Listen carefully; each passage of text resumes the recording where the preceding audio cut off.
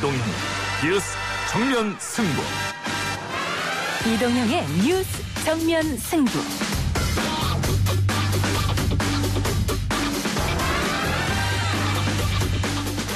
청취자 여러분 안녕하십니까, 이동형입니다. 국회가 오늘부터 4차 추경안 심사에 본격 착수합니다. 이번 심사 과정의 최대 쟁점은 통신비 2만 원 지원 여부일 것 같습니다. 2만 원을 국민에게 모두 전달하는데 얼마나 많은 비용과 시간이 들겠습니까? 그렇다면 이게 무의미하게 그냥 주나마나한 그런 지원이냐? 이제 그렇지는 않다고 보는 것이고요. 충분히 논의할 대상은 된다고 봅니다. 정부가 많은 고민 끝에 그렇게 했다는 것입니다. 이호승 청와대 경제수석은 통신비 2만 원 지원이 무의미하지 않다고 했습니다만 국민의힘은 2만 원짜리 평등은 원치 않는다면서 반대 입장을 분명히 하고 있습니다. 일부 인터뷰에서 국민의힘 배준영 대변인과 이야기 나눠봅니다. 전국 언론노동조합과 한국기자협회 그리고 방송기자연합회는 추미애 장관 아들 측이 군부대 배치 청탁 의혹을 보도한 SBS와 소속 기자를 고발한 것을 취하하라고 촉구했습니다. 마치 그 녹취 내용을 청탁을 한 근거처럼 보도했다는 것이죠. 보도 내용이 잘못됐다고 저는 보는 겁니다. 추미애 장관 아들 서모 씨 측이 SBS와 소속 기자를 명예훼손으로 고발한 것을 두고 언론단체는 언론 길들이기라며 고소 취하를 촉구했습니다. 나경원 전 의원이 KBS 기자를 고소했을 땐 침묵했던 언론단체들, 과연 선택적 정의일까요? 2부 변상욱의 눈 시간에서 이야기해보겠습니다. 만취운전을 하다가 치킨 배달에 나선 50대를 숨지게 간 을왕리 음주운전 사건의 공분이 뜨겁습니다. 빨리 119 오고 경찰 오시니까 나오셔가지고 변호사한테 전화를 하시더라고요. 되게 당당하게. 배달길에 나섰던 50대 치킨집 사장님이 음주운전 역주행 차량에 치여 숨지는 안타까운 사고가 발생했습니다. 가해자는 사고 수습보다 변호사를 먼저 찾았다는 사실이 전해지면서 국민적 공분을 사고 있죠. 오늘 3부 4부 온갖 문제연구소에서는 을왕리 음주운전 사고 쟁점과 통신비 2만 원 지원, 그리고 코로나19로 벌어진 학습 격차 등 온갖 이슈들을 놓고 다양한 의견 나눠보겠습니다. 9월 14일 월요일 이동훈의 뉴스 정면 승부 시작합니다.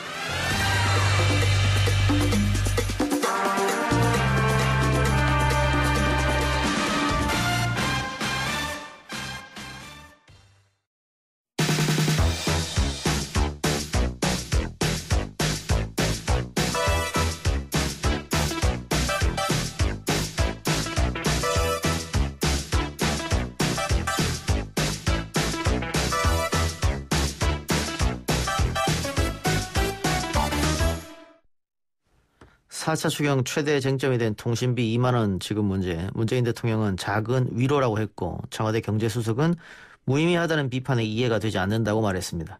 청와대와 민주당은 지원 고수 입장을 거듭 밝히고 있습니다만 야당의 생각은 다르죠. 국민의힘은 전국민 독감 백신 무료 접종이 낫지 않겠느냐며 역제안하는 가운데 국민 여론도 통신비 지원에 대해선 부정적 의견이 좀 더 많습니다. 국민의힘 배준영 대변인 연결해서 입장 들어보겠습니다. 대변인님 나와 계십니까? 네, 안녕하십니까? 예. 자, 4차 추경에 대한 국회 심사가 본격적으로 시작이 됐는데 국민의힘이 선심성 지원을 꼽은 항목이 있을 것 같습니다. 어떤 것들입니까?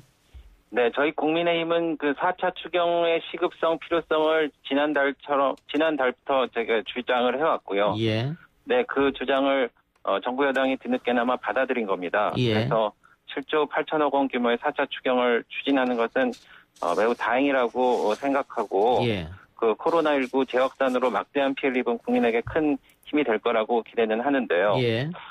근데 다만 그 긴급한 경제 상황과 적자 예산 현실에 걸맞지 않은 만 13세 이상 전 국민 대상 통신비 2만 원 지원 있지 않습니까? 예. 방금 말씀하셨는데 저희는 좀 매우 부적절하다고 보고 있습니다. 예.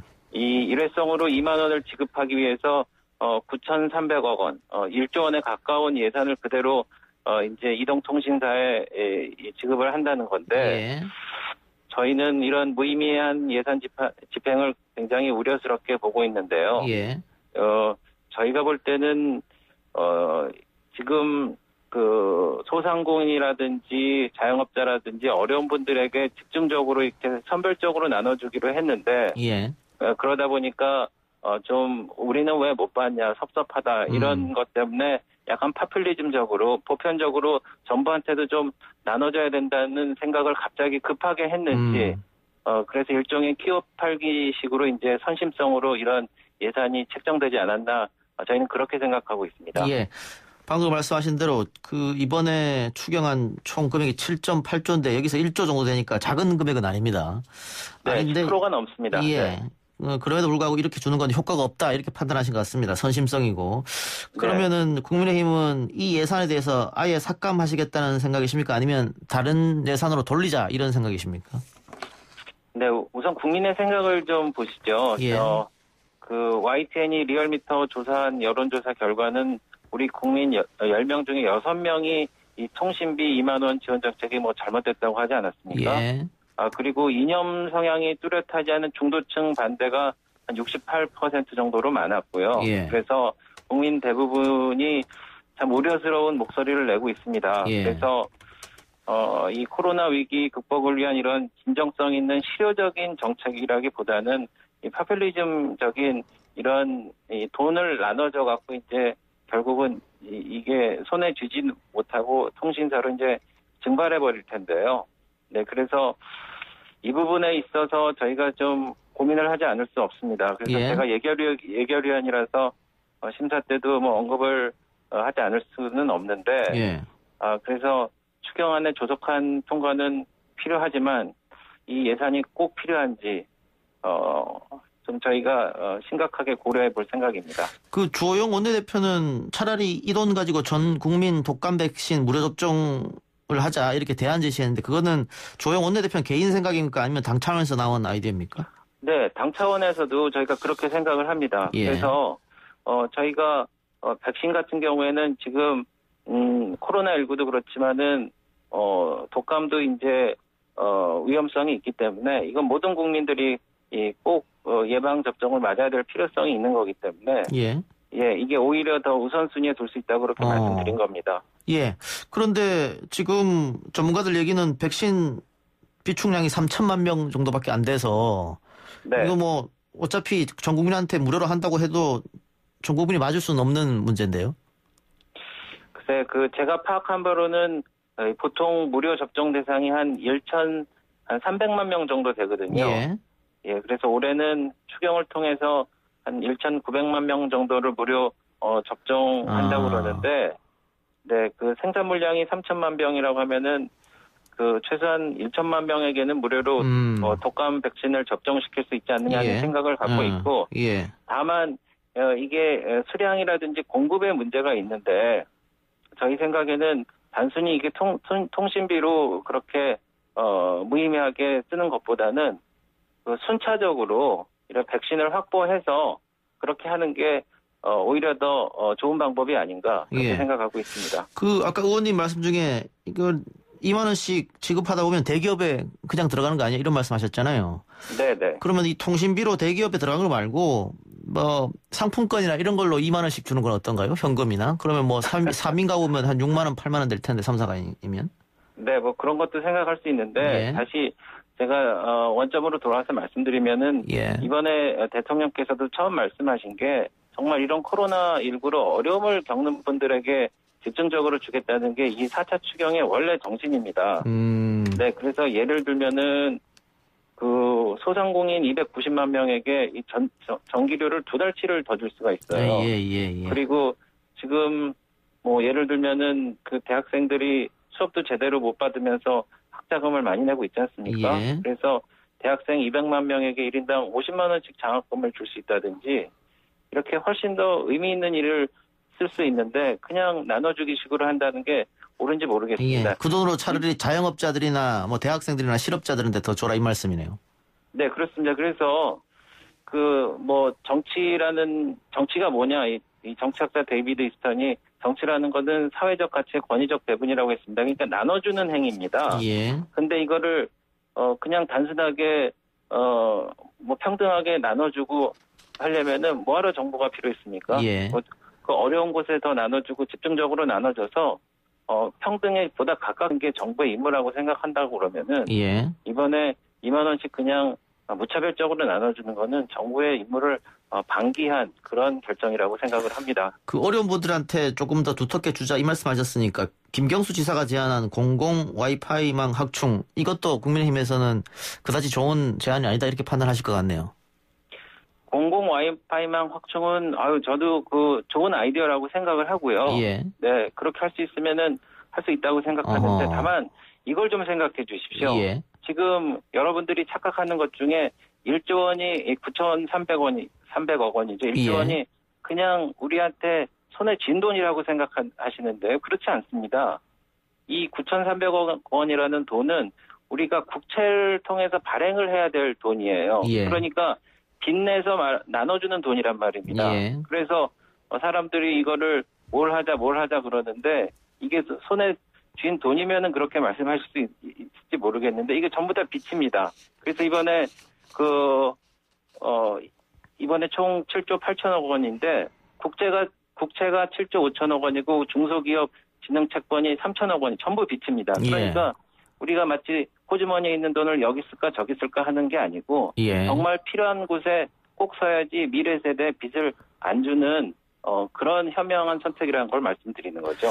알겠습니다. 하나 더 다른 주제로 한번 여쭤보죠. 추미애 장관 아들의 군 복무 특혜국 관련해서 네. 어제 추 장관이 결국은 국민께 송구하다라는 입장을 냈는데 그러면서도 특혜는 없었다 이렇게 단호하게 얘기했습니다.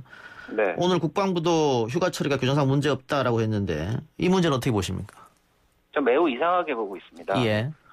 그 9월 8일만 해도 그때 카츄샤가 미군 규정에 따른다고 그때 추 장관 측 그 아들이죠. 변호인 측 주장을 그렇게 한 거에 대해서 국방부는 휴가는 육군 규정이라고 즉각 반박을 했던 거거든요. 예.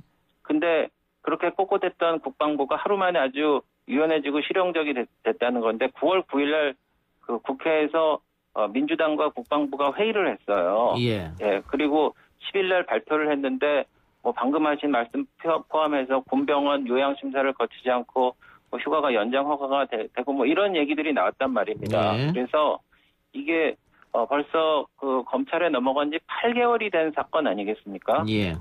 그래서 이것을 8개월 동안 해결하지 못하고 국방부도 이상한 방향으로 자꾸 이야기를 하고 그래서 이것은 빨리 좀 해결해야 될 문제라고 생각을 하고요. 그래서 국방부가 그 법무부 장관 아들 특혜에 눈을 감았다고 봅니다. 병원 진단서, 소견서, 휴가 명령서 적법성을 확인할 아무런 증거가 없는데도 규정상 문제가 없다고 한 것은 차라리 제가 이런 얘기를 요즘 하는데 차라리 군복무도 이럴 거면은 비대면으로 하고 재택근무로 하면 어떻겠느냐 이런 얘기까지 나오는 거 아니겠습니까? 예. 그래서 열린민주당 최강욱 대표가 이번 기회에 국회의원 전원과 이명박 정권 이후 고위 공직자 자녀에 대한 입시 및 병역 특혜에 대한 전수조사하자. 이런 제안은 어떻게 보세요? 네. 이렇게 말씀드리고 싶습니다. 그 추미애 장관 아들 한 분만 정확하게 조사하면은 끝날 일을 갖고요. 예. 차라리 뭐 이런 식이라면은 정부 건국 이후에 뭐 모든 국회의원과 뭐 고위 당직자 하자고 그러죠. 예. 그래서 논점을 피해가는 것 같은데요. 저희는 저희가 정치적인 공방을 원하는 건 아닙니다. 국민적인 공분을 사고 지금 내부 고발자가 지금 범죄자로 손가락질 받고 있는데 8개월이 지났기 때문에 이렇게 된 건데 오직 그 한 명만 정확하게 수사를 받고 그거에 따른 이게 적법한 절차를 거치면 되는 거를 그렇게 정치 공방으로 만드는지 국민들은 매우 궁금하게 생각할 겁니다. 알겠습니다. 의원님 그러면 방금 말씀하신 것처럼 추미애 장관 아들만 정확하게 수사하면 된다고 하셨으니까 지금 검찰이 수사를 하고 있는데 그 검찰 수사 결과가 나오면 수용하실 생각이십니까? 지금 사실 근데 검찰이 말이죠. 여러 가지 인사 문제라든지 이런 걸로 굉장히 의혹에 쌓여 있기 때문에 저희가 정확하게 수사를 할 수 있을지 매우 의심스럽습니다. 8개월이나 지난 것도 지금 굉장히 국민들이 의혹에 찬 눈으로 보고 있기 때문에 저희는 특임 검사를 요청하고 있는 것이고요. 그래서 특임 검사를 통해서 독립적으로 객관적으로 수사를 할 수 있는 이런 시스템이 완비가 돼서 이 사건을 빨리 조속하게 해결을 하면은 국민적인 신뢰도 얻을 수 있고 더 이상 이런 정치적인 공방으로 국회나 나라가 흔들리지 않을 것이라고 생각을 하고 있습니다. 그러면은 일단 검찰 수사 결과가 만일 아무런 문제가 없다가 나온다고 해도 문제겠네요. 국민의힘 입장 쪽에서는. 그래서 지금 검찰 조사를 하고 있지만 저희는 여태까지 진행 과정에서의 여러 가지 의혹을 저희가 수용하기 어렵기 때문에 특임 검사를 요청한 거 아니겠습니까? 그래서 그야말로 추미애 장관 아들 측에서 아무런 문제가 없다 그러면은 특임 검사를 안 받을 이유가 없는 거죠. 객관적인 제3자의 입장에서 그거를 조사할 수 있으니까요. 예, 그럼 하나만 더 여쭙죠. 민주당 원내대표가 특임 검사 할 수 있는데 그러면 국민의힘 쪽에서 공수처장을 추천해달라 그러면 특임 검사하고 딜할 수 있다 이런 제안도 했었거든요.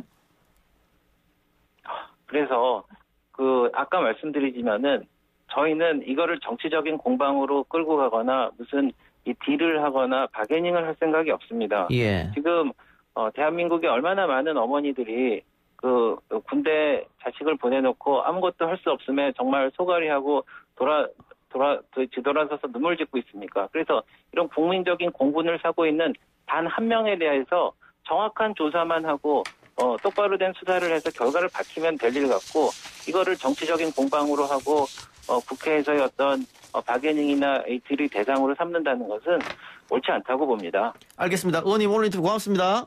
네네 감사합니다. 예, 지금까지 국민의힘 배준영 대변인이었습니다.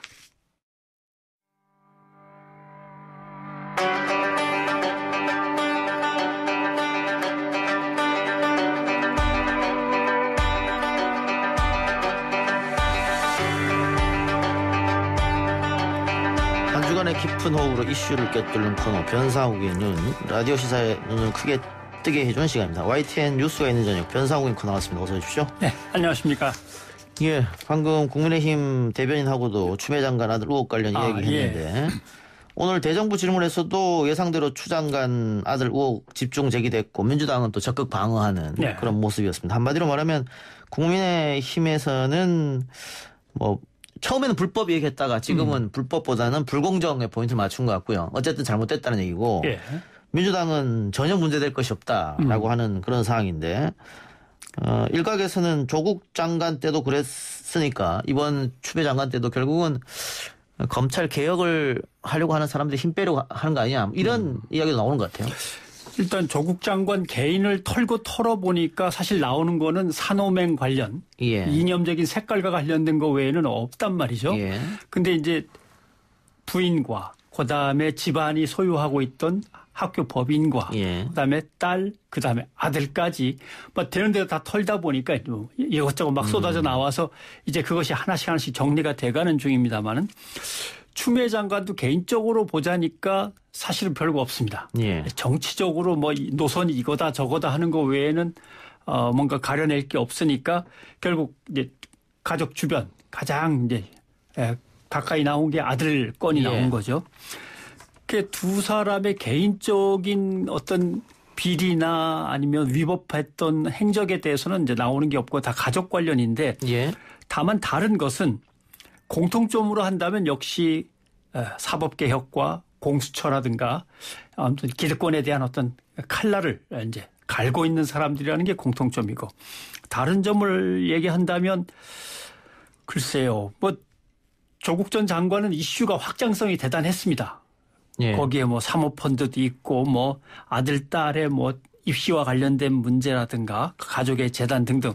근데 추미애 장관은 아들의 휴가 요거 딱 하나거든요. 그러니까 이게 확장성이 없죠. 그다음에 이제 코로나 정국에다가 여대 야소이긴 하지만 확실한 여대 야소로 또 조국 전 장관 때하고 지금은 또 다르고. 그다음에 조국 전 장관은 범국민적인 지지도가 상당히 올라가 있는 상황에서 이 정권, 진보 정권의 미래하고 밀접한 연관이 있었고 추 장관은 아마도 그렇지 않겠느냐라고 해서 사람들이 아무래도 관심도가 조금 떨어지는 거는 차이점이라고 하겠죠. 예. 자, 이번 사태 역시 언론 보도를 지적하지 않을 수 없는데 언론 노조와 기자협회가 SBS 기자 고발은 추미애 언론 길들이기다라면서 반발하면서 고발 취하를 촉구했습니다. 그런데 나경원 의원이 KBS 기자를 고소했을 때 침묵했던 언론단체 또 한동훈 검사가 KBS 고소할 때 침묵했거든요. 그렇죠. 또 윤석열 총장이 한겨레 고소했을 때도 침묵했단 말이죠. 예. 근데 이번에는 왜 다 나서서 안 된다고 그러느냐. 거기다가 이번에 SBS에서 보도한 내용은 어쨌든 가짜 뉴스였는데요. 예. 오버였음에도 불구하고 이런 일은 왜 벌어진다고 보세요? 예. 일단 두 가지 차이점은 얘기할 수 있습니다. 누가 발표를 해서 다 같이 받았었는데 왜 SBS만? 이제 이런 거. 예를 들면은 KBS라든가 또 다른 데서 특종이라고 또 단독 보도라고 해서 뭔가를 파헤쳤는데 그 문제 제기를 한다든가 하면은 이제 달라질 수 있는데 다 같이 발표한 거고 국회의원이 막 서류를 흔들어가면서 얘기했길래 다들 받아 쓴 건데 왜 SBS만? 라고 하는 게 이제 제일 문제가 되고 그건 이렇게 생각할 수 있습니다. 가장 먼저 한 사람은 일단 위험 부담이 큰 거죠. SBS가 좀 먼저 했다든가. 근데 아주 먼저 하지는 않았습니다만 가장 크게 임팩트 있게 했다면 문제가 큽니다. 왜냐하면 추미애 장관의 정치적 정책적인 문제에 대해서 공격을 했는데 추미애 장관이 고소한다 그러면 이건 완전히 길들이기 내지는 압박입니다. 그런데 그게 아니고 추미애 장관의 시어머니와 남편과 아들이 전혀 하지도 않았던 일을 해버렸다고 보도를 해버리니까 이거는 분명하게 실체적인 피해자가 존재하는 거거든요. 그러니까 이제 여기에 대해서 그건 추 장관이 정치적으로 정무적으로 자기가 판단해서 그만에 뭐 말을 할 수가 있는 게 아니고 어떻게 보면 국민의 한 사람으로서 언론에 의해서 사회적 공신력이라든가 명성이 크게 훼손된 피해적인 실체가 있다면은 그걸 입은 사람이 변호인을 통해서 할 수 있는 거죠.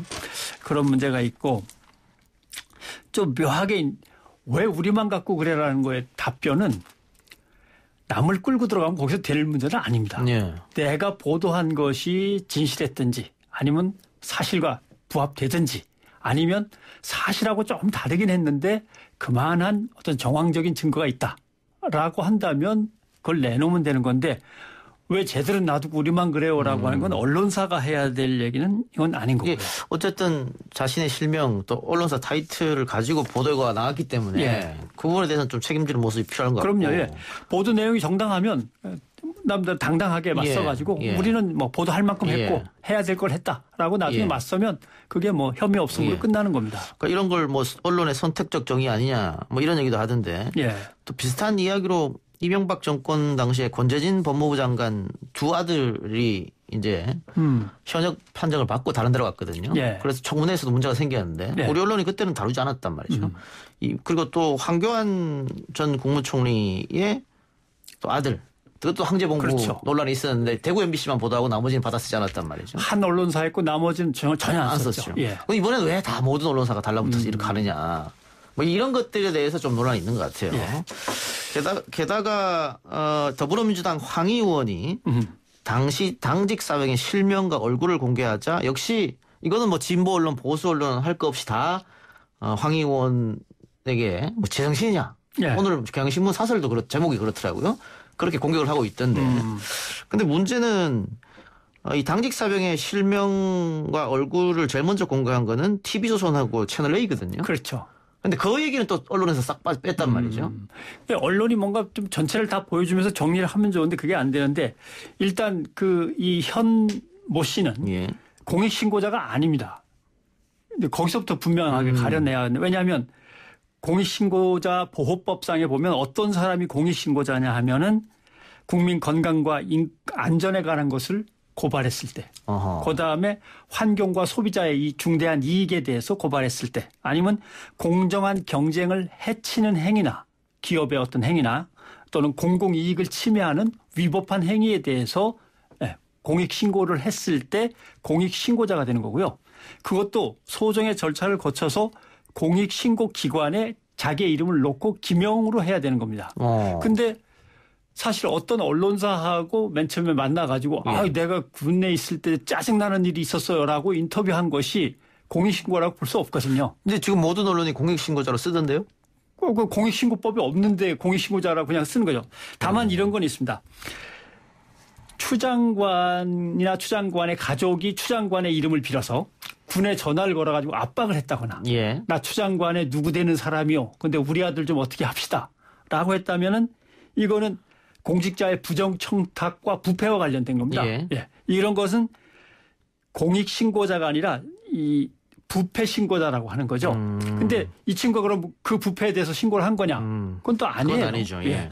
근데 만약에 이런 문제가 있습니다. 이게 좀 언론 보도에서 민감한 부분이긴 한데 맨 처음엔 아니었는데 갑자기 되는 수가 있습니다. 예를 들면 이런 겁니다. 쉬운 예로 들었는데 괜히 아픈 예가 먼저 머릿속에 떠올라서 죄송합니다만은 세월호의 가족이 계십니다. 예. 피해자 가족이나 사망자의 유가족이 계실 때 이분은 공인이 아니죠. 누가 봐도 그냥 평범한 한 아버지고 어머니입니다. 근데 아들이 처참하게 비극적인 죽음을 맞이했다면 대통령한테 따질 수도 있고 국회 가서 국회의원들 멱살을 잡을 수도 있고 예. 이렇게 되면은 상황적으로 공인이 되어 버립니다. 예. 아무것도 아닌 평범한 시민이었다고 예. 하지만 정말 억울한 일을 당해서 이제 사회적 이슈로 떠올랐다 그러면 그게 상황적 공인으로 바뀌는 거거든요. 그러니까 여기서도 황 의원께서 이제 조금 생각하셨어야 될 게 맨 처음에 TV조선하고 인터뷰할 때는 추 장관과 관련돼서 나도 뭔가 떠오르는 일이 있습니다. 그 아들 기분 나쁘게 한 일이 있죠. 이런 게 아니고 여와 야가 충돌하고 사회에서 가장 큰 이슈가 돼버린 상황에서는 이 친구를 거의 공익신고자나 부패신고자에 준하는 대우를 해야 되냐 말아야 되냐 고민해야 되는 거죠. 그래 언론들이 하나도 이름을 안 쓰고 있잖아요. 예. 언론들은 벌써 그런 점을 생각해서 준용하고 있는 거거든요. 그래서 그냥 현모 씨 이렇게만 계속 써나가고 있는데 거기에다 이름을 딱 박는 것. 여기까지는 뭐 이미 TV조선에 한번 나왔으니까 그렇다 치는데 거기다가 이제 범자를 붙이는 거. 예. 뭐 단독범이냐 아니면 다른 공범 그룹이 있는 거냐 이런 식으로 나왔을 때 범자를 붙인 것 때문에 두 개가 합쳐지면서 황 의원의 정무적 판단이 좋지는 않았다. 예. 저도 황 의원이 단독범이라는 표현을 쓴 거는 문제가 있다고 보여집니다만 제가 여기서 짚고 싶은 거는 TV조선에서 자신들이 제일 먼저 얼굴과 실명을 오픈했으면서도 불구하고 황 의원한테 똑같은 이유를 들어서 비판하더라고요. 힘이 딱 떼고. 그럼 자기들 잘못은 없는 것인지. 그리고 오늘 경향신문에 사설에서도 썼습니다마는 3면인가 4면에서도 이거를 굉장히 비판했던데 언론사라면 사실 처음으로 실명을 보도한 언론은 이건 써줘야 되는데 그것도 황 의원만 비판하더라고요. 이런 건 좀 문제가 있지 않느냐. 뭐 신고자 보호 의무라는 게 분명히 법에 명시돼 있는데 신고자 보호 의무인데 본인이 이름을 걸고 인터뷰를 하는 경우 언론사에 이건 의무는 또 면제입니다. 그래서 뭐 TV조선이 이름을 쓴 거는 뭐 문제될 게 없는 상황이긴 한데 지금에 와서 마치 의원이 처음으로 드러내서는 안 될 걸 드러낸 것처럼 쓰는 것은 문제가 있는 거죠. 예. 근데 뭐 조금 사안은 다릅니다만은 조국 장관 전 딸 같은 경우에도 좀 뭐 몇 개 언론에서 실명을 공개해버렸거든요. 맨 처음에는 이름이나 얼굴 같은 경우 전혀 공개하지 않았죠. 그러다가 이름 나오고 사진까지 나왔단 말이에요. 그러니까 이게 맨 처음에는 이름, 사진 전혀 얘기하지 않다가 누가 조금 얘기한다. 조금 얘기하면 예를 들면 주소가 서울이다 하다가 누가 갑자기 서울에 무슨 구 하면은 이제 구까지는 싹 쓰다가 그다음에 무슨 동까지는 씁니다. 이렇게 점점 하다가 나중엔 이름이 툭 터지고 그다음에 얼굴 이렇게 블러 처리해가지고 희미하게 보내다가 누가 조금 진하게 나간 다음에 그다음부터는 또 이거 사진도 막 나가고. 근데 이런 역할을 하는 가장 바뀐 환경 중에 하나가 역시 SNS 유튜브입니다. 이미 터져갖고 다들 이름을 알고 있는데 언론만 안 쓰는 경우가 생기니까 결국은 언론이 자꾸 쓰죠. 제가 자꾸 선택적 정의 얘기하는 게 이럴 때는 언론에서 어떨 때는 이름과 얼굴 다 공개하고 어떨 때는 공개했다고 비판하고 그런단 말이죠. SBS가 그러니까 지난번에 뉴스 보도에서 같은 리포트였는데 채널A의 이동재 기자는 모자이크를 해서 내보내고 얼굴에 뒷광고로 논란이 됐던 유튜버들은 얼굴을 다 오픈했더라고요. 그렇습니다. 이게 사실 반대로 돼야 정상이지 않습니까? 이때는. 일단은 어느 정도 공인인 사람과 아닌 사람을 구분해서 이쪽을 더 보호해줘야죠. 그런데 이동재 기자는 모자이크하고 뒷광고에 있는 유튜버들은 얼굴을 다 공개하고. 그러니까 과연 기준이 있느냐 여기에 대해서. 기준은 없을 거고요. 제가 생각하는 기준은 아마 그걸 겁니다. 우리가 안전하냐. 손님을 좀 더 끌 수는 있는데 끌려고 했다가 당하면 안 되는데 이 정도면 안 당하겠다. 그럼 제가 역으로 이렇게 이동영 씨 같은 유튜버가 어떻게 하겠어 우리를 뭐 이런 거. 그러니까 뒷광고해서 논란이 된 유튜버들이 우리를 뭐 허위사실이나 명예훼손으로 고소하겠어? 그러면 뭐 유튜버에 대한 기사 더 쓰지 뭐 쫙 뭐 이렇게 얘기할 수 있는 거죠. 그런데 뭐 채널A나 채널A 기자는 괜히 했다가 시끄러울 수 있으니까 안 한다. 그래서 예를 들면 국회의원 중에 변호사 출신이나 검사 출신은 잘 안 건드립니다. 예. 왜냐하면 법으로 조목 들이대면서 예. 뭐 고소하겠다 그러고서 이거는 뭐 명예훼손감이라고 그러고 이렇게 하면 이제 골치 아파지거든요. 예. 그래서 아무래도 율사 출신들이 공격을 덜 받죠. 예. 그래서 아까 나경원 의원 얘기 잠깐 했습니다만 나경원 의원이 자신과 자신의 아들에 대한 보도 또 딸에 대한 보도 아들, 딸, 모든 언론을 다 고소하고 있거든요. 예. 거기서 대고 뭐 기자협회나 해서 고소한 취하라 말 없지 않습니까? 예. 뭐 그런 걸 수도 있겠네. 권력이고 또 법에 대해서 더 조목조목 잘 알고 있으면 위축되죠. 예. 그 제일 의문을 갖는 게 그런 것들이에요. 왜 박근혜 전 대통령 시절에는 질문조차 못할 만큼 위축됐을까? 우리 언론이. 예. 그거는 걸리면 고발 고소가 들어온다는 걸 아니까 그렇습니다. 왜냐하면 그 옆에 누가 계셨냐 하면 김기춘이라고 하는 아주 거물이 있었던 거거든요. 그러니까 더군다나 이분은 또 걸핏하면 고소를 하죠. 예. 고소하는데 청와대 실제 그 보조하는 사람들의 명예가 훼손됐다 그래갖고 그것도 막 했었죠, 사실은 실제로. 예. 법인격상으로는 그분들은 명예훼손에 걸리거나 뭐 고소하거나 할 인격이 아니거든요. 국가기관이니까. 예. 이런 게 있으니까 눌리는 거죠, 힘에. 예. 그렇군요. 알겠습니다. 다른 이슈로 넘어가 보겠습니다. 주말 동안 온라인상에서 뜨거웠던 뉴스인데요. 네. 중국 출신의 바이러스 학자가 신종 코로나 바이러스가 중국 우한 실험실에서 인위적으로 만들어졌음을 입증할 과학적 증거를 갖고 있다. 그리고 네. 곧 공개할 것이다. 이런 얘기를 했고 이 보도 이후 관련 뉴스가 쏟아졌는데 문제는 과연 검증을 했느냐. 이 검증이 안 됐다 그러면 이것도 공포를 조장한다거나 또 혐오할 수 있는 그런 기사가 되잖아요. 왜냐하면 중국이 생화학 무기를 개발하다가 바이러스가 만들어져 가지고 그게 새 나왔다. 어떻게 보면 음모론일 수도 있고. 음모론이죠. 근데 미국이 만들었다는 것도 있습니다. 예. 미국이 생화학 무기로 바이러스를 만들다가 새 나왔다. 예. 그러니까 중국, 미국이 다 무기를 만들다가 코로나19 바이러스가 번졌다고 1월 달, 2월 달에 나와서 예. 이건 WHO가 인포데믹이다. 예. 공포스러운 잘못된 정보의 감염이다라고 일단 막아놓은 거거든요. 예. 그다음에 중국에서 유명한 사람이 두 사람입니다. 이게 바이러스 무기 어쩌고저쩌고 한 사람이 중국 그 연구실에서 자꾸 이게 코로나19가 만들어졌다고 하는 사람이 이 사람은 증거를 갖다 내놓겠다고 벌써 2월 달, 4월, 7월, 8월 계속 그 증거를 안 내놔요. 그런데 자기는 명분은 나는 이걸 폭로해야만 된다. 왜? 세계인의 건강과 안전을 위해서. 근데 그걸 빨리 해줘야지 건강과 안전을 위해서 바이러스를 연구하고 퇴치하는 문제를 갖다가 어떻게든 도움이 될 수 있는데 계속 증거를 곧 내놓겠다. 그러고 미국으로 도망가서 또 거기서도 곧 내놓겠다고 폭스뉴스하고 인터뷰를 했다가 이번에는 영국 언론하고 방송하고 인터뷰를 하고 계속 인터뷰만 하지 내놓지 않습니다. 그래서 이제는 중요한 거는 사람들이 따져요. 너 그 연구실에 들어가 봤냐? 들어가 보지 못했답니다. 그럼 증거는 갖고 있냐? 갖고 있는데 아직은 안 내놓는답니다. 예를 들면 그러면 쓰레기라도 주워가지고 바이러스에 감염된지 연구했냐? 그것도 아니고 아무것도 내놓지 않고 말만 계속하는데 그래서 세계 주요 언론들은 이 사람 말을 이제 안 씁니다. 양측이 소년이 돼버렸네. 구글로 그 사람 이름을 검색하시면 보도가 없습니다. 그다음에 이번에 보도한 친구들도 보면은 그냥 가벼운 토크쇼. 그다음에 이전에 보도한 거 보면은 우리가 흔히 말하는 옐로우 저널리즘 매체들. 선정적이고 자극적인 까십거리만 보도하는 매체들만 그 문제를 계속 보도했지. 지금 뭐 뉴욕 타임스는 이미 이걸 가짜 뉴스라고 얘기를 했었고. 뉴욕 타임스나 워싱턴 포스트 같은 세계의 유명한 언론들은 전혀 보도하지 않습니다.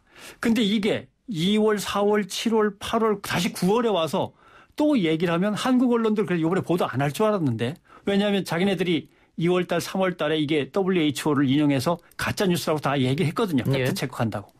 근데 엉뚱하게 이번에 온 언론이 지금 다 보도를 하고 있어서 전 세계의 나름대로 정도를 걷는 언론들은 전혀 안 하는 건드리지 않는 뉴스인데 왜 한국 언론만 이렇게 건드리는가. 이거 지금 문제가 된 거죠.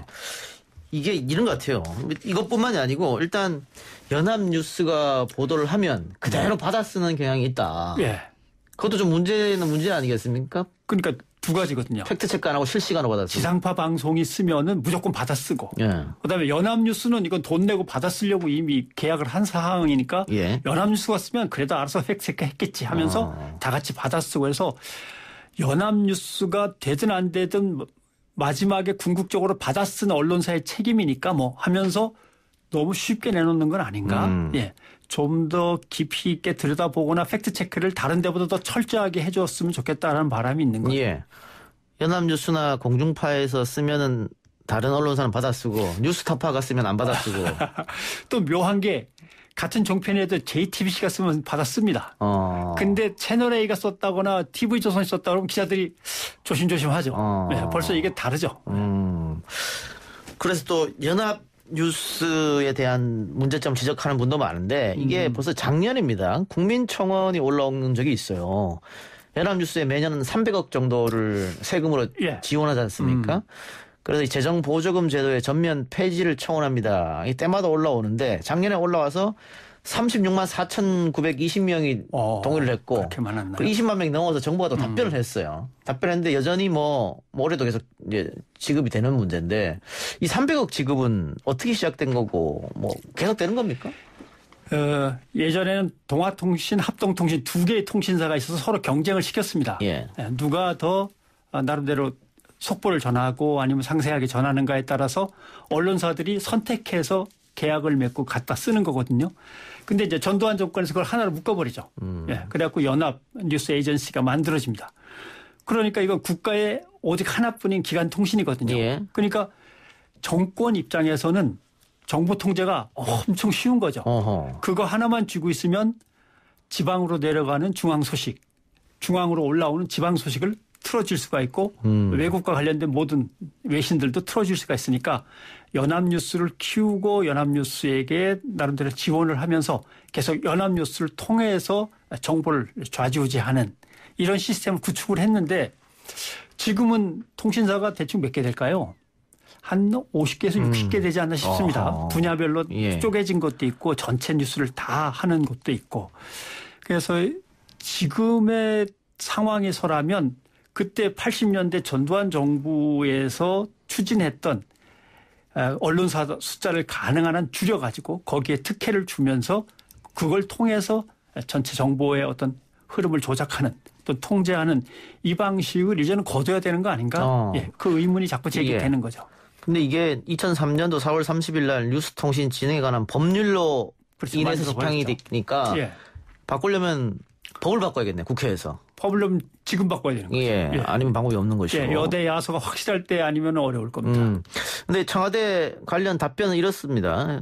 당시 국회가 뉴스통신의 자유와 독립을 보장하고 그 공적 책임을 높이기 위해 국가기관 뉴스통신사의 역할을 수행해온 연합뉴스사의 법률적 지위와 업무를 명확히 하고 국가기관 뉴스통신사로서의 역할 수행에 필요한 인적, 물적 기반을 갖출 수 있는 근거를 마련하기 위해 이 법을 만들었고 매년 300억 지원하는 건데 과연 지금 연합뉴스와 연합뉴스 TV가 공적 책임을 잘 하고 있느냐? 이 부분에 대해서는 또 한번. 아마 지금 제가 판단하기로는 제일 힘든 것이 연합뉴스 서비스라고 생각을 합니다. 왜냐하면 예전에는 제가 맨 처음에 기자 생활할 때는 가리방이라고 그러죠. 가리방으로 긁어서 프린트해가지고 자동차로 회사마다 다 돌려줬습니다. 한 부씩. 그러면 그걸 받아서 이제 쓰는 건데 지금은 뭐 그게 텔렉스로 바뀌고 텔렉스에서 인터넷으로 바뀌고 인터넷보다도 더 빠른 통신수단이 나왔기 때문에 전 세계가 하나로 연결돼 버리니까 연합뉴스를 기다리면 오히려 늦습니다. 속보 경쟁이 있습니다. 예, 속보 경쟁에서 뭐 연합뉴스 서비스를 기다릴 필요 없이 다 떠버리는 거죠. 그다음에 어느 한 언론사가 특정 보도를 하면 전국에서 동시에 받아보는데 연합뉴스가 중간에 어떤 역할이 있느냐. 그런 어려움이 그래서 연합뉴스로서는 어렵죠. 알겠습니다. 오늘 변상의 눈 여기까지 하겠습니다. 수고하셨습니다. 고맙습니다.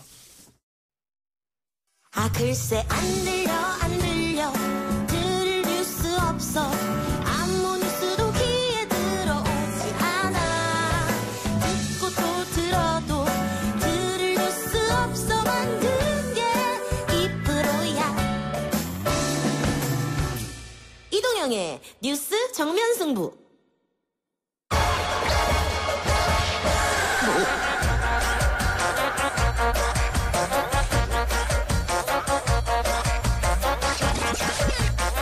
YTN 라디오 이동의 뉴스 정면 승부 3부 온갖 문제 연구소 시간입니다. 통제되지 않은 집단 지성으로 우리를 둘러싼 온갖 문제의 실마리를 풀어보는 시간. 오늘도 세 분 나왔습니다. 충격적 구성학번 김기태 미국 변호사, 온갖 문제 연구소의 뉴페이스 구본기 생활경제연구소장, 그리고 시사계의 땡땡땡 아직 정해지지 않았습니다. 네.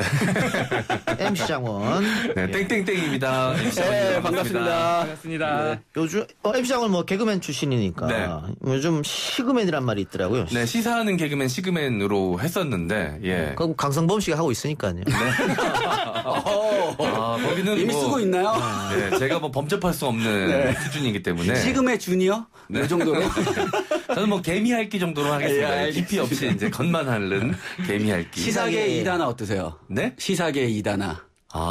시사계 제임스 딘. 뭐 이런 거. 진짜 옛날 분이시네요. 네.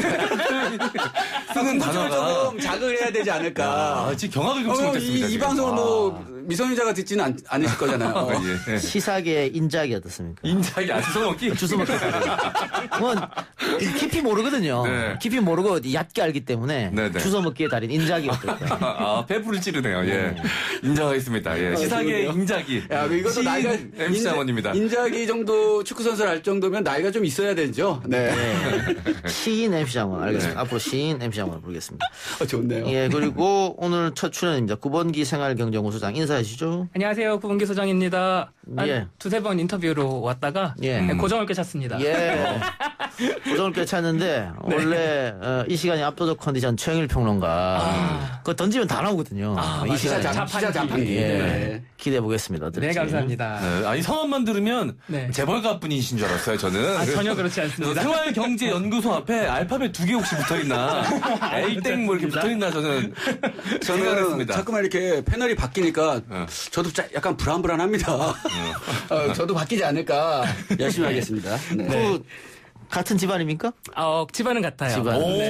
집안은 같은데 아주 먼 지척이라서. 네네. 부씨가 별로 없어서요. 저도 이명박 전 대통령, 이재명 지사하고 같은 집안이에요. 좋은 집안이시네요. 같은 집안. 굉장히 멀긴 합니다. 네. 자, 먼저 얘기 나눌 것은 일단은 코로나 이야기였죠. 아무래도 수도권 지역의 사회적 거리두기가 2.5단계에서 2단계로 하향 조정이 됐습니다. 정부에서 고심을 했겠습니다만 아무래도 소상공인 또 자영업자들이 너무 힘들어하기 때문에 그 부분을 염두에 두고 2단계로 내린 게 아닌가 그렇게 생각하는데요. 저 사실 이거 근래 저 생활경제연구 하는 사람이니까 근래 데이터를 좀 살펴봤어요. 지금 뭐 이렇게 뉴스피드 넘기다 보니까 그 경제신문에서 폐업자가 엄청나게 많이 나온다. 자영업자들 뭐 이런 식으로 기사를 쓰더라고요. 진짠가? 궁금해서 데이터를 찾아봤는데 사실 폐업자가 그렇게 튀질 않았어요. 자영업자들이. 근데 이게 사실은 이게 엄청 절망적인 수치예요. 왜 그러냐 보면은 그러면은 이 사람들 매출은 어떻게 됐을까 하고 신용카드 매출 데이터 살펴봤거든요. 소위 폭탄 맞았어요. 지금. 그래요. 그러니까 자영업 시장에 뛰어드는 기제가 보통 두 개예요. 기회를 보고 뛰어들거나 이거 대박 나겠다. 이른바 창업이죠. 능동적인 창업.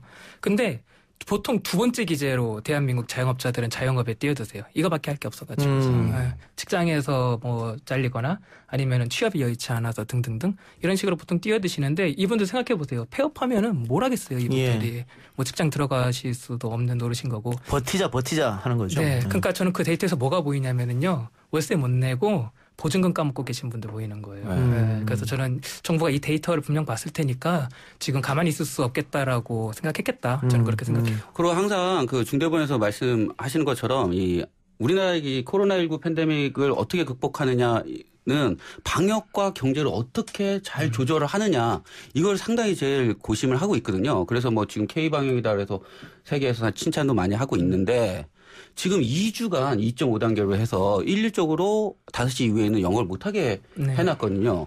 그러니까 아까 말씀하셨던 것처럼 소상공인이나 자영업자 분들이 진짜 말로 표현할 수 없게 너무 힘드셨어요.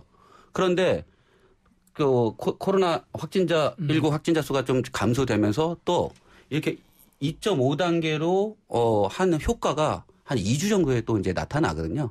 따라서 경제도 너무 힘들고 방역도 이제 감소세에 있기 때문에 요번에 2단계로 이렇게 완화한 게 아닌가라고 하면서 또 얘기한 게 우리가 이제 타겟을 해서 좀 더 집중적인 방역을 하자. 그렇죠. 그러니까 요즘 이제 요양원이나 방문 판매 업체 등 이렇게 확진자가 계속 나오는 그런 곳을 좀 집중적으로 방역하는 게 낫지 않을까라는 생각으로 하향 조정했던 것 같습니다. 뭐 9시에서 이제 시간 제한 없게 만들었습니다만 그럼에도 불구하고 뭐 들어갈 때 명단을 적는다거나 거리를 좀 띄어서 앉는다거나 뭐 이런 방역은 또 그 소상공인 스스로 하시니까 말이죠. 다만 그 PC방에 대해서는 미성년자 출입 금지하고 또 뛰어앉기. 네. 거기다가 취식을 금지했거든요. 네. 그런데 지금 PC방 그 입장료가 너무 싸기 때문에 대부분 음식에서 이득을 PC방 사장님들이 보는데 취식 금지하면은 문 여나 마나 똑같다 또 이렇게 하시더라고요. 그래서 그 현장을 과연 공무원들이 받느냐 뭐 이런 비판도 나오는데 M 시장은 거기 어떻게 생각하세요? 네, 뭐 제 지인들도 이제 PC방 운영하는 친구들이 있어가지고 굉장히 힘들다라는 이야기를 계속해서 들어왔는데 이번 결과에 있어서 그렇게 고무적이지 않더라고요. 기대 심리가 별로 없더라고요. 사실 그 PC방에 오는 대부분의 손님들이 이제 돈이 좀 되는 이윤이 좀 되는 손님들은 장기간 머물면서 약간 그쪽에 음식도 좀 드시고 이런 손님들이 좀 이윤이 남는데 그런 손님들이 이제 취식이 안 되면 잘 찾아오지도 않고. 우리도 막말로 이제 PC방 가서 게임할 때 뭐 이렇게 군것질도 좀 하는 맛으로 가는 그렇죠. 것도 있잖아요. 이제 그런 것들이 없어지니까 이용객 자체도 이렇게 많이 늘지 않을 것 같고 이 단가라 그러죠. 객단가. 손님 한 명당 이렇게 얻을 수 있는 이윤도 그닥 높지 않아서 크게 기대치가 높지 않다라고 이야기하더라고요. 그리고 이게 행정적 조치를 뭐 몇 단계다 기계적으로 왔다 갔다 한다고 해가지고 사람들의 공포심이 그 단위만큼 낮아지거나 이렇게 하지 않기 때문에요. 사실 저 코인 노래방 되게 좋아하거든요. SS 받으면 동네 코인 노래방 가는데 저 2월달 이후로 한 번도 간 적이 없어요. 네, 저 진짜 드는 생각이 우리 노래방 사장님들 어떻게 살고 계시지? 이 생각이 들거든요.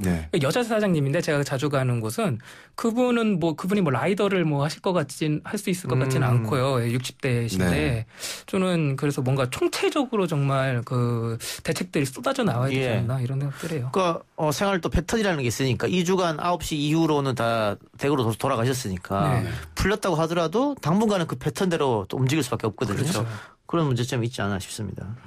자, 피해 업종 계층을 두텁게 지원하기 위해서 보편적이 아닌 선별적으로 7조 8천억 규모의 2차 추경이 시작됩니다. 그런데 여기서 13세 이상 전 국민에게 지원하는 2만 원 통신비 이게 쟁점인데 뭐 감론을박이 많아요. 시인 MC 장원 씨, 네. 통신비 2만 원 지원에 대해 어떻게 생각하십니까? 전 사실 그렇게 뭐 체감되는 게 없습니다. 사실 결제도 핸드폰으로 해놨기 때문에 자동 결제가 되거든요. 그래서 그리고 또 정액제이기 때문에 늘 나가던 돈이 나갔기 때문에 그 돈에 대해서 사실 별로 인식을 하지 않고 있는데 평상시에도 얼마 빠져나가는지 별로 신경 안 쓰다. 신경 안 쓰죠. 그러니까 2만 원이 준다 그랬을 때 그리고 실질적으로 저한테 제 손에 쥐어지는 금액이 아니다 보니까 별로 이제 체감이 안 되는 거죠. 이게 제 생활에 뭐 이렇게 원래 큰 금액은 아니지만 그래도 사실 정서적인 게 좀 크지 않습니까? 지금 힘들어하는 국민들에게 어느 정도 이제 위안을 전하기 위한 건데 그 효과만을 노리고 한 것이라면 이게 과연 어떤 효과가 있을까? 오히려 처음 시작부터 만약에 다 전 국민 지급이라고 했으면 그래도 조금 효과가 있었을 텐데 처음에는 17세부터 34세까지 그리고 50세부터라고 해서 이미 그 중간에 받지 못하는 세대들은 마음이 한번 상했었거든요. 그러니까 이 정책 자체가 약간 미운 털이 박혀서 더 좀 약간 안 좋게 보게 되지 않나 이런 것도 좀 생각이 듭니다. 예. 구성학번. 저요. 일단은 2만 원이라는 액수가 일단 주는 느낌이 별로다. 그때 1차 긴급재난 지원금 같은 경우는 그다음에 가구당 뭐 40만 원, 그다음에 2인 가족, 3인 가족, 4인 가족 이렇게 해서 100만 원까지 받을 수 있었는데 선별 지급으로 바뀌면서 그 기대감이 좀 줄어들었고 그리고 2만 원 통신비라고 하니까 2만 원? 야, 나도 2만 원은 있어. 그거 안 줘도 돼. 괜히 그거 주고 생색내는 거 아닌가? 어떤 국민적인 좀 저항이 있지 않은가라는 생각을 합니다. 그런데 대통령이 말씀하셨던 것처럼 이것은 정부가 그동안 고생하셨던 국민들을 위한 작은 위로와 정성에서 그 이낙연 대표가 9일날 대통령하고 면담하면서 제안했던 것을 문 대통령께서 받으신 거거든요.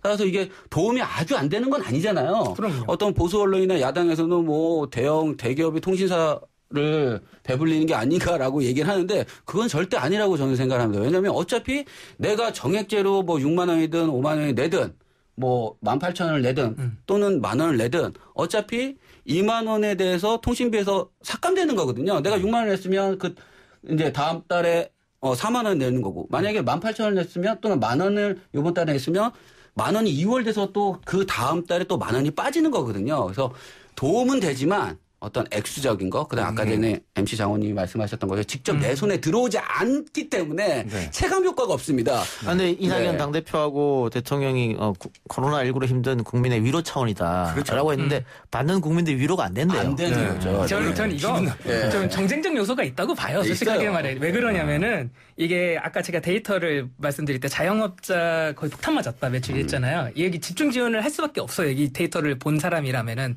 왜냐하면 마이너스 전년 대비 마이너스 99%, 98% 이렇게 나버렸어요. 이거는 보면은 시급하게 해야 되는 거고 사실 이게 왜 그러냐면 정부 이번 대책을 보면은요. 정부가 대책을 하나만 내놓은 게 아니라 패키지 형태로 내놓거든요. 우리가 다 알잖아요. 이 코로나19 사태를 단 하나의 정책으로 극복할 수 있다? 그건 아니거든요. 그래서 이번에 나온 정책, 이번에 대책도 패키지라는 이름을 아예 달고 나오고 동시다발적으로 이쪽 저쪽에서 대책들을 쏟아붓는데 그중에 하나거든요. 이게. 그중에 하나 들어있는데 그러니까 이거 생각하시면 편해요. 우리 어렸을 때 그 과자 선물 세트 봤잖아요. 이렇게. 그 안에 종합 선물 세트. 네, 맞아요. 맞아요. 거기 뭐 별사탕도 있을 거고 껌도 있을 거고 큰 파이도 있을 거고 한데 별사탕 같은 거더란 말이에요. 근데 이 별사탕 같은 거 하나 갖고 지금 사람들이 다 달라붙어가지고서 이게 뭐냐 도대체 이렇게 말을 하는데 저는 이거 과대 지금 과민 반응하고 있다라고 생각을 하고요. 사실 이거 나쁘지 않아요. 왜냐면은 이게 사람들이 그 통신요 그리고 2만 원 지원이라고 했을 때 사람들이 통신비, 통신요 거기에 방점을 찍는데 사실 2만 원에 찍어야 돼요. 이거는 결국은 그 2만 원을 내가 통신비에서 빠지면요. 가처분 소득 내 2만 원이 더 늘어난다는 거거든요. 그럼 4인 가족 같은 경우는 8만 원이 늘어나는 건데 없는 것보다 나아요. 별사탕 안 넣는 것보다. 그러면 이건 봅시다. 별사탕이라도 뜯었는데 2개 더 있으면 기분 나빠요. 또 그런 측면도 있겠죠. 그 기분 좋겠습니까? 그리고 한국 사람은 홀수로 가야지. 인자기 주웠어. 축의금을 받아도 357로 가거든요. 재밌다. 지금 구 소장님이 가처분 소득 얘기했으니까. 네네. 그럼 이거 자동으로 통신비로 빠져서 통신회사 좋은 일을 시키지 말고. 네. 바우처나 카드나 현금으로 줘라 2만 원씩. 그러면 3인 가족, 4인 가족 6만 원, 8만 원인데 그걸로 써서 승수 효과를 만들 수 있게 해라. 네. 아니에요. 저는 그렇지 않다고 보고 여러 가지가 있어요. 그러니까 이 하나만 가지고 그렇게 뭔가 냉정하게 가는 거는 좀 무리가 있다고 보는데 사실 이런 메커니즘도 있어요. 우리가 그 지난 어떤 지원금 같은 거 받으면서 제 친구들도 그러고 속 터져서 못 해먹겠다라고 하는 게 이게 서버에 접속하거나 아니면 신청하는 게 너무 번거로운 것들이 많아요. 그러니까 이게 행정적인 어떤 절차 같은 것들을 이게 통신사한테 떠넘긴 거거든요. 통신사한테 떠넘겨버리고 통신사들이 알아서 삭감을 해주는 장치를 여기다 걸어놓은 거기 때문에 저는 그 부분에 대해서는 크게 나쁘지 않다고 봐요. 저는. 그래서 그러니까는 뭐 재벌이나 통신사의 배를 불린다. 이거는 여하가 아까 전에 말씀드렸던 것은 아니다. 여하가 어차피 2만 원에 대한 혜택은 우리가 13세 이상 4,640만 명이라고 이제 추산하고 있는데요. 혜택을 2만 원 다 본다. 이렇게 보시면 됩니다. 그렇죠. 왜냐하면은 그 정부한테 받느냐 통신사 입장에서는 정부한테 받느냐 소비자한테 받느냐 매한가지거든요. 차라리 더 귀찮아요. 통신사 입장에서는 이게 행정 절차를 본인들이 처리해야 되기 때문에 오히려 지금 이거 받기 싫을 거예요. 오히려. 네, 인력을 더 보충해야 돼서 나가는 돈도 만만치 않다라고 이야기하는데. 네. 그런데 통신사는 그래도 그랬다고 해서 손해 보는 건 아니에요. 네. 약간 표정 관리 같기도 한데 2만 원 할인해 주는 걸로 인해서 약간 부가 서비스 이용을 유도할 수 있거든요. 그렇죠, 맞습니다. 그로 인해서 생기는 이윤이 분명 있을 수 있는데. 그러나 통신사를 배불리는 건 아니다. 맞습니다. 그리고 이것도 좀 아셨으면 좋겠어요.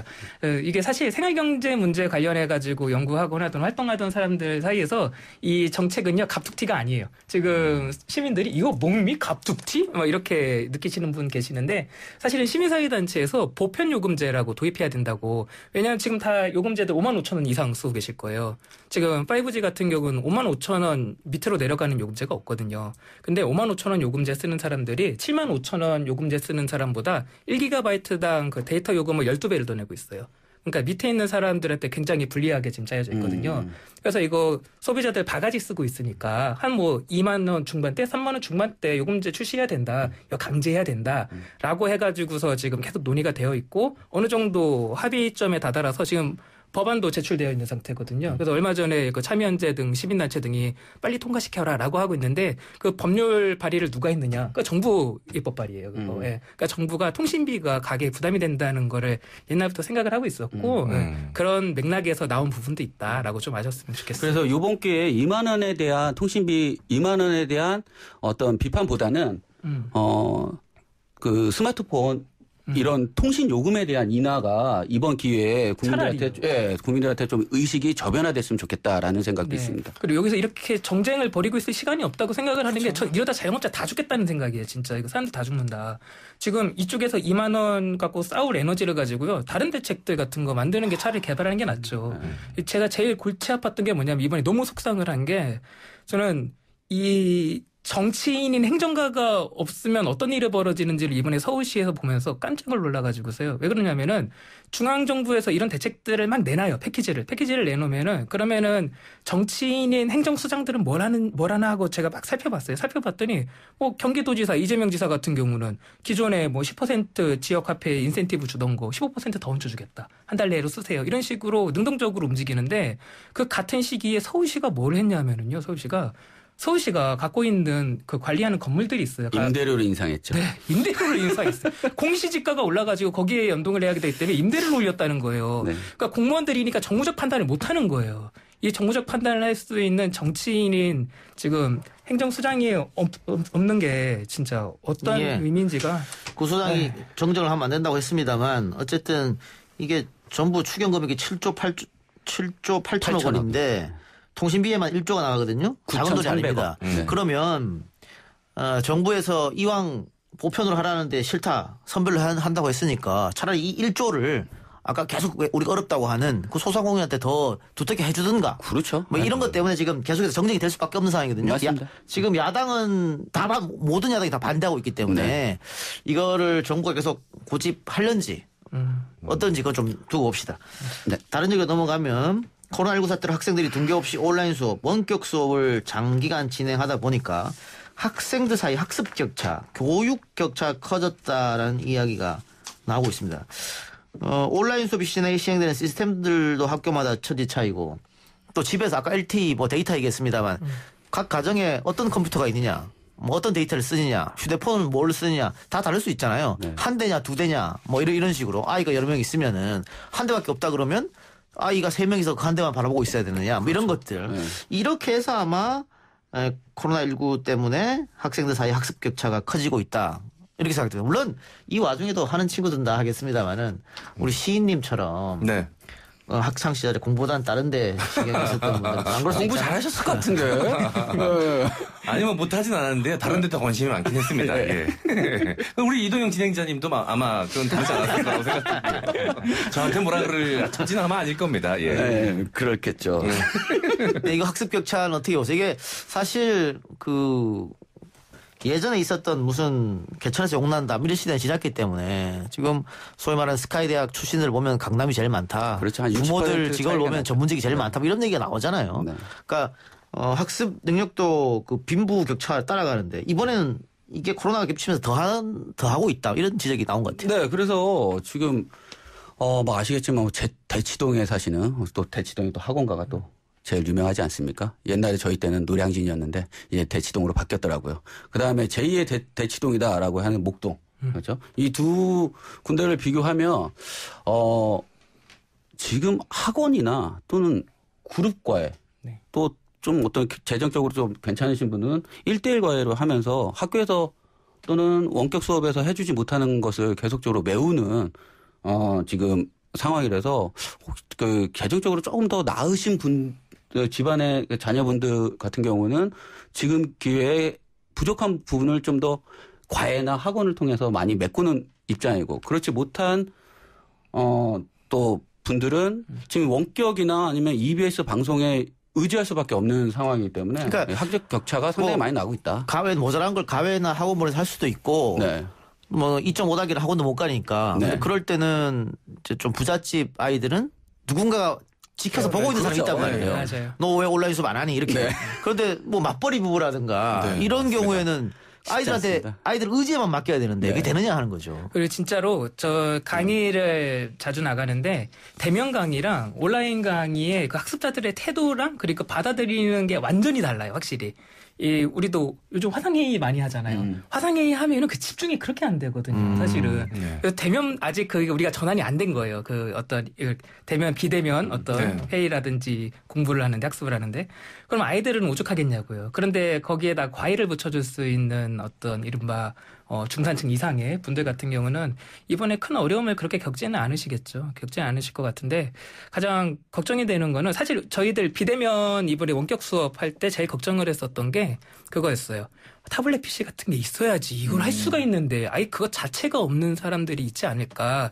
그래서 교육청이 재빠르게 조금 조사해가지고서 지급을 했는데 관련해가지고 지금까지 데이터가 수집된 게 없었거든요. 근데 경기도에서 이번에 한번 설문조사를 싹 해봤어요. 설문조사 해가지고서 그러면 아예 진짜 스마트폰이라든지 이런 타블렛 PC 같은 기계가 없는 사람도 있나 조사를 해봤더니 초중고 학생 중에 18%가 없어요. 엄청 많죠. 네. 그러니까 한 반당 보통 20명 정도 되니까 3명에서 4명 정도는 아예 학교도 못 가고 있다라고 지금 보시면 될 것 같아요. 그리고 저희도 그래서 애가 2명 있는데 그 원격 수업하는 또 시간대가 또 비슷해요. 그러니까 한 대로는 원격 수업을 한 해만 받을 수 있지 또 한 해만 받을 수가 없는 거예요. 그래서 또 거금을 들여서 지금 입장에서는 좀 거금이죠. 그래서 태블릿 PC를 또 하나 샀어요. 네. 그런데 하물며 만약에 지금 이 작가님이 말씀하셨던 것처럼 3명이 있는 집은 또 이게 시간대가 또 다르지가 않으니까 더 힘든 상황이 되겠죠. 알겠습니다. 자, 여기까지 3부 마무리하고 또 4부에서 이어질게요. 광고 듣고 옵니다.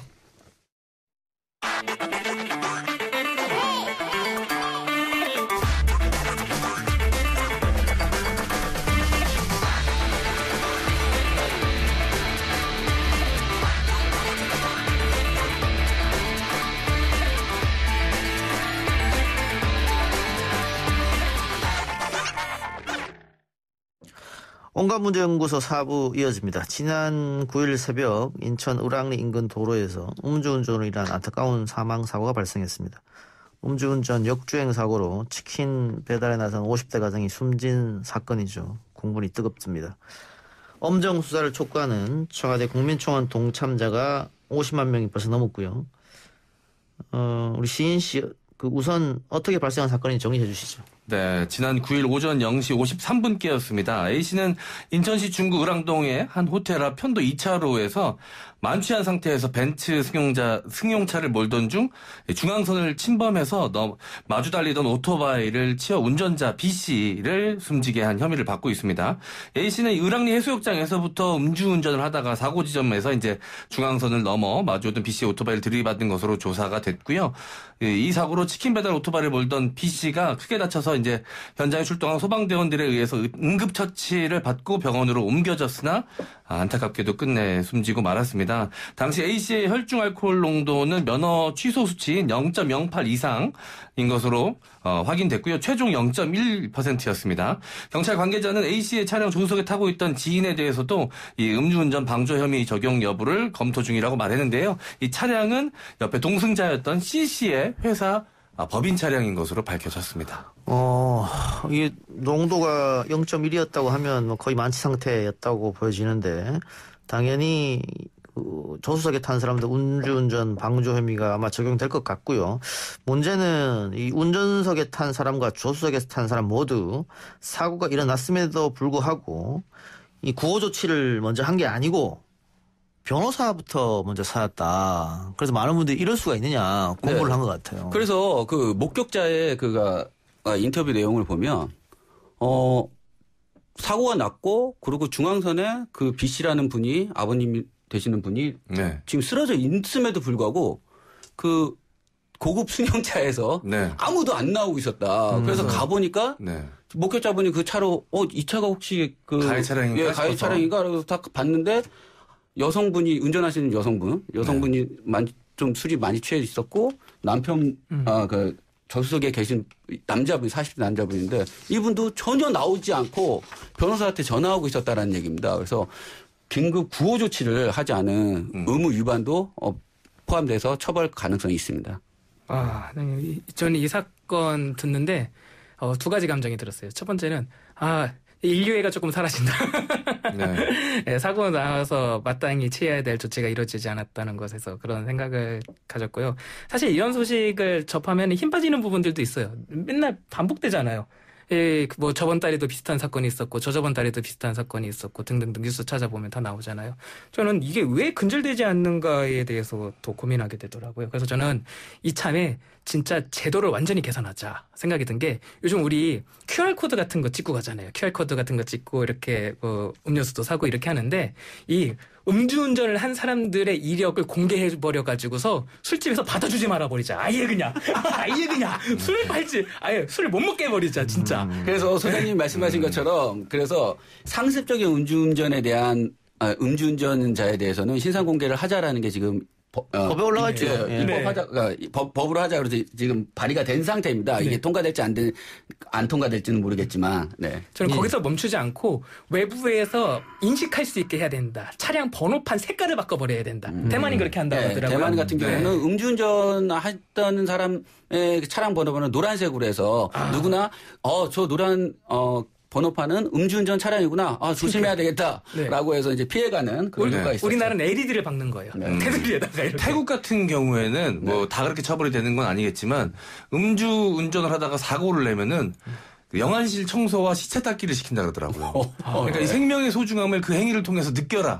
이거죠. 예. 좀 극단적인 조치긴 하지만 그런 것도 있었어요. 예. 지금 방금 얘기한 것은 우리나라에서는 좀 어려울 것 같고요. 네, 아쉽지 않습니다. 자, 근데 이 사건이 운전자 바꿔치기 의혹도 제기됐다고 해요. 그 이유는 뭡니까? 이 운전자 바꿔치기 의혹은 일단은 사고가 났음에도 불구하고 긴급 구호 조치를 안 하고 10분인가 하여튼 그 목격자가 보기에는 오랜 시간 지금 나오지도 않고 있었어요. 그러니까는 운전자를 이거 바꿔치기 하는 게 아닌가라는 거 하나. 그다음에 두 번째는 뭐냐면 이건 좀 그런데 동승자인 남자가 지퍼가 열려 있고 그다음에 허리도 풀려 있었다. 왜 그랬을까요? 그러니까요. 그러니까 이거는 운전자가 바꿔치기 할 수 있는 그게 좀 있었지 않은가라는 생각이 있고 여하간 응급 구호 조치를 안 하고 안 한 상태에서 장시간 있었다. 네, 그래서 이것도 있네요. 바꿔치기 의혹이 있습니다. 아까 MC 장원 씨가 얘기한 것처럼 이게 이 동승자 회사의 법인 차량이니까. 그런데 이 두 사람은 사건 전날 처음 만났다고 했으니까. 근데 잘 모르는 사람의 회사 차를 운전할 수 있겠느냐. 그리고 또 한 가지는 만약에 이 법인 차량을 개인적인 목적으로 썼다면 이 업무상 배임에 해당해서 또 처벌을 받을 수 있는 가능성도 있습니다. 그래서 바꿔치기 가능성도 제기됐다. 이건 뭐 일단 조사하면 나올 수도 있겠네요. 블랙박스가 또 차 안에 있으니까. 그렇죠. 예. 그리고 이제 동승자였던 C씨가 혹시라도 이것까지 조사가 가능한지는 모르겠지만 음주 운전하다가 적발된 전력이 있는지에 대해서도 좀 알아볼 필요가 있지 않을까. 그렇죠. 혹시라도 이제 바꿔치기 의혹이 있다면 초범이면 사실 바꿔치기 할 이유가 잘 없지 않습니까? 본인이 한번 전과가 있다라 그러면 재범이 되면 더 가중처벌을 받을 수 있기 때문에 바꿔치기를 할 이유가 되지 않겠습니까? 청취자들도 그렇고 저도 그랬었습니다. 음주운전 사망사고를 내면 윤창호법에 의해서 3년 이상 또는 무기징역에 처해지는 게 아닌가라는 생각을 하시는데요. 이게 아닐 수도 있습니다. 그래서 왜냐하면 만약에 물론 음주운전으로 사망사고를 했으면 윤창호법이 적용되긴 하지만 형법 10조에 의해서 심신장애나 심신미약을 주장하게 되면 이게 감경사유나 또는 무죄가 될 수 있는 상황까지도 심신장애가 인정이 되면 무죄가 될 수 있고요. 심신미약이 인정이 되면 이게 감경사유가 될 수 있습니다. 그래서 윤창호법이 작년 6월부터 지금 시행이 됐는데 2017년까지 음주운전으로 사망사고를 낸 사람 중에 72%가 그냥 집행유예로 풀려나 버렸어요. 따라서 이 사건도 만약에 심신장애나 심신미약이 인정된다면 이 윤창호법에 의해서 적용되지 않고 집행유예를 받을 수 있는 가능성이 있다. 그래서 지금 청원 게시판에 지금 이 피해자분의 따님이 올려놓으신 그 청원에 따르면 지금 오늘 2시 47분에 참여 인원이 56만 1,018명이거든요. 그런데 여기 요는 뭐냐면 제발 법대로 처벌을 받게 되기를 희망합니다. 이게 이 따님의 그 강력한 요구사항이었습니다. 그런데 만약에 심신장애나 심신미약이 인정되면 윤창호법에 의해서 처벌되지 않을 가능성이 있다. 이게 오래된 사건이 아니잖아요. 9월 9일에 있었던 사건인데 50만이 넘었단 말이에요. 지금. 그러면 사람들이 지금 진짜로 화를 내고 있다는 건데 만약에 그 변호사님 말씀 듣고 보니까 이번에도 뭔가 유야무야 넘어가거나 하면은 윤창호법에 이은 뭔가 치킨집법 뭐 이런 치킨 배달법 이런 게 다시 만들어질 수도 있겠다라는 생각이 들어요. 네, 일단 뭐 너무나도 큰 잘못을 저질렀지만 이제 국민들의 정서를 크게 건드렸던 이유는 일단 긴급하게 구단 조치를 취하지 않았다는 것이고 가끔 이제 차 사고 경험이 있으신 분들은 알겠지만 가해 차량이라고 해도 이제 사고 경험이 없으시면 가끔 본인도 너무 놀라서 벌벌 떠느라 못 나오는 경우도 있어요. 어떻게 해야 될지 몰라서. 근데 이번에는 그런 경우가 아니라 그 안에서 변호사한테 전화를 했다라는 거 아닙니까? 그것은 뭔가 법적으로 자기가 빠져나갈 것부터 생각했다라는 게 자명한 사실이기 때문에. 그렇죠. 그래서 더 국민들의 공분을 사고 있고 그다음에 저는 참 마음이 아팠던 게 그 치킨 배달시킨 또 분이 계실 거 아니에요. 30분이 넘도록 안 오니까 왜 이렇게 안 오냐라고 했을 때 그 따님이 우리 지금 교통사고로 해서 참변을 당하셨다. 그런데도 불구하고 치킨이 안 와서 속상하실 텐데 이해해 주시면 감사드리겠습니다라는 이 문자가 온 국민의 가슴을 좀 더 울리게 하고 분노하게 하는 게 아닌가. 주문하셨던 분은 또 얼마나 마음이 무거우시겠어요. 그러니까. 자, 그런데 지금 이 사건은 음주운전의 중앙선 침범에 피해자가 사망한 사건이기 때문에 아까 우리가 윤창호법 얘기했습니다만 당연히 구속될 거라고 보여지는데 지금 일단 조사 과정에서 침묵으로 일관하고 있고 과거 지병으로 인해서 호흡 곤란을 호소해서 병원을 방문했단 말이죠. 구속영장이 어떻게 발부될까요? 저는 이 구속영장이 발부되느냐 안 되느냐는 뭐 다들 아시겠지만 도주의 위험이 있느냐 증거 인멸의 가능성이 있느냐 이 두 가지인데 그 두 가지를 봐서는 저는 구속영장이 발부되기는 쉽지 않다. 뭐 국민들의 모든 울분이나 분노에 의해서는 당연히 구속돼서 수사를 받아야 될 거라고 생각을 하지만 저는 구속영장이 발부되지 않을 가능성이 좀 더 높다라고 생각을 합니다. 예. 자, 지금 영장 실질심사니까 뭐 오늘 밤늦게 아마 결과가 나오지 않을까 이런 생각이 드는데 지금 국민들이 공분한 것은 이렇게 음주운전 사건을 내고 나서 구호 조치를 하지 않고 변호사를 불렀다. 아까 MC 장관 말처럼 그런 거지 않습니까? 네. 그런데 구호 조치를 안 했다고 가중 처벌은 되지 않잖아요. 이게 도덕적으로 비난할 사항이지 그렇죠? 법적으로 당신 왜 구호 조치 안 하고 변호사를 불렀어? 라고 해서 법으로 어떻게 할 수는 없는 거 아니에요? 그런데요, 이게 제가 조사해 보니까 미조치죄가 있어서 있어요. 네, 별도 가중처벌도 가능합니다. 왜냐하면 내가 구호 조치를 했으면 만약에 살 수도 있지 않습니까? 이 위급한 상황에서는 그 1분 1초가 진짜 생명하고 직결되는 사안이기 때문에 적당한 구호 조치를 하지 못했음으로 인해서 만약에 사망에 이르렀다라는 게 밝혀지면 가중처벌이 가능성이 있습니다. 근데 좀 걱정되는 것이 지금 만취 상태였다고 이제 알려져 있지 않습니까? 그러니까 만취 상태여서 심신미약이었기 때문에 군한 조치를 할 정황이 없었다. 오히려 이렇게 이야기를 맞출까 봐. 그러니까 만약에 제가 그 사고를 낸 피의자의 변호사라면 역주행을 해가지고 중앙선을 넘어와서 지금 사고가 난 거잖아요. 그게 오히려 심신장애나 심신미약의 근거로 삼을 수 있다라는 얘기예요. 일반적인 분들의 생각은 어떻게 너 얼마나 술을 먹었으면 이 역주행까지 해서 이렇게 사고를 냈을까라고 생각을 하겠지만 그게 심신장애와 심신미약의 증거로 제출할 수도 있다. 그러니까 오히려 한두 잔 먹고 운전해가지고 사망에 이르게 하신 분들은 심신장애나 심신미약을 주장하지 않아서 윤창호법에 의해서 3년 이상 그다음에 무기징역에 처할 수 있는데 이렇게 만취하신 피해자들이 오히려 더 형벌이 낮아질 수 있는 이런 상황이 발생할 수도 있습니다. 군한 조치를 안 한 것도 심신미약이었기 때문에 그렇다. 그렇지. 그렇게 조회할 수 있다라는 인정을 받을까 봐 그게 또 이제 걱정이 됩니다. 지금 윤창호법이 시행됐음에도 불구하고 음주운전 사고 계속 일어나고 있고요. 또 이 코로나19 사태가 터지면서 그 경찰들이 음주 단속하기가 쉽지 않아요. 네. 이게 또 계속 불편해하시죠. 운전자들도 당연히 불편해하고 이거 혹시 내가 이거 측정기에 후 하고 불었다가 코로나19가 전염되는 거 아니야 이런 걱정도 하고 그렇잖아요. 그러다 보니까 경찰들도 하기가 상당히 부담스러운데 그 틈을 노리는 분들이 있는 것 같습니다. 야, 요즘 안 해. 뭐 그렇죠. 이렇게. 그러니까 이게 핑계, 이제 음주 운전하다 적발되신 분들 핑계가 요즘 크게 두 가지라고 합니다. 하나가 이제 코로나19 때문에 음주 단속을 하지 않을 것이라고 생각했다랑 요즘 힘들어가지고 돈이 없어서 대리운전 부를 돈이 없었다. 이 핑계를 많이 대신다고 하더라고요. 실제로 통계상으로도 올해 상반기 음주 사고 건수가 8,279건입니다. 작년 상반기가 7,469건으로 올해 10.8%가 증가를 했습니다. 실제로. 그러니까 꽤 많이 증가를 한 것이죠. 같은 시기에 횟수를 조사를 한 것이니까요. 예. 그래서 이 코로나19 때문에 모임 횟수는 줄었는데 오히려 음주 적발되거나 아니면 음주 사고 건수는 더 늘어났다는 게 이제 아이러니합니다. 그래서 요번에 그 치킨 지금 이 사고 9월 9일 날 지금 그 치킨 배달하시는 사장님 이게 사고도 지금 거의 1시 새벽 1시에 지금 음주운전 사고거든요. 그리고 최근에 또 6세 여아 네, 맞아요. 그 네. 음주운전 해서요. 네, 3시 30분경에 지금 그러니까 반주하시고 낮에 음주운전 하다가 가로등을 들이받고 엄마가 햄버거 사러 가는 엄마를 기다리다가 그 쓰러지는 가로등에 또 치여가지고 지금 사고가 났거든요. 그러니까는 지금 이 작가님도 말씀하셨던 것처럼 음주 단속을 많이 안 하는 그 시간대를 좀 많이 노린 게 아닌가라는 생각을 하고 음주운전은 저는 병이라고 생각합니다. 병이나 또는 습관이라고 생각합니다. 음주운전이 재범률이요 46.4%예요. 올해 상반기예요.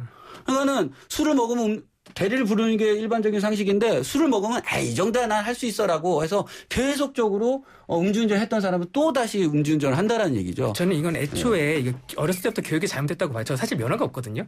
올해 목표가 면허증을 따는 거예요. 그래서 친구가 운전하면 차 옆에 조수석에 앉아서 한번 이렇게 운전하는 것처럼 생각을 해봤더니 제 친구한테 말을 했어요. 야, 나 운전대 잡으면 사람 죽일 것 같아. 이렇게 말을 했는데 이게 흉기더라고요. 이게 돌아다니는 흉기인데 사람들이 그런 인식을 좀 갖고 있어야 되지 않을까 싶은데 너무 가볍게 생각하는 거예요. 그렇죠. 미국 워싱턴주 같은 경우는 이 음주로 인해서 사망사고가 일어났을 경우에는 1급 살인죄로 해서 50년 이상의 징역 또는 무기징역까지도 내릴 수 있도록 이렇게 강력하게 처벌을 합니다. 따라서 처벌이 강력해야 되고 그다음에 정말 음주운전을 하면 진짜 폐가망신한다라는 어떤 인식들이 좀 국민들, 그러니까 음주운전 하시는 분들의 뇌리 속에 좀 자리 잡고 있어야 된다고 생각합니다. 지금은 음주운전하면 폐가망신한다는 그런 생각이 좀 깔린 것 같아요. 네. 그런데도 불구하고 아까 변호사님 얘기처럼 음주운전 하는 사람들은 버릇처럼 또 반복하니까 문제인데 그런 사건뿐만이 아니고 오늘 또 그 무면허 고교생이 렌트카를 다른 사람으로 이름으로 빌려가지고 운전하다가 또 3명이 사망하는 사건이 또 발생했습니다. 이것도 근데 처음 있는 일이 아니거든요. 그래서 이 문제도 이게 도용하는 미성년자들은 처벌 잘 안 하지 않습니까? 나이가 어리다고. 그런 것도 좀 바꿀 필요가 있지 않느냐. 그 술집에 가서도 이런 주민증을 도용해서 하면 미성년자는 처벌받지 않고 그 술집 주인들은 뭐 석 달, 뭐 한 달 이렇게 영업정지 받고 벌금도 300씩 이렇게 받는단 말이죠. 과연 그게 올바른 일인가 이런 것도 한번 생각해 볼 필요가 있을 것 같습니다. 소년범에 대한 어떤 처벌 규정을 좀 개선할 필요가 있습니다. 네. 세 분 오늘 말씀 고맙습니다. 수고하셨습니다. 감사합니다.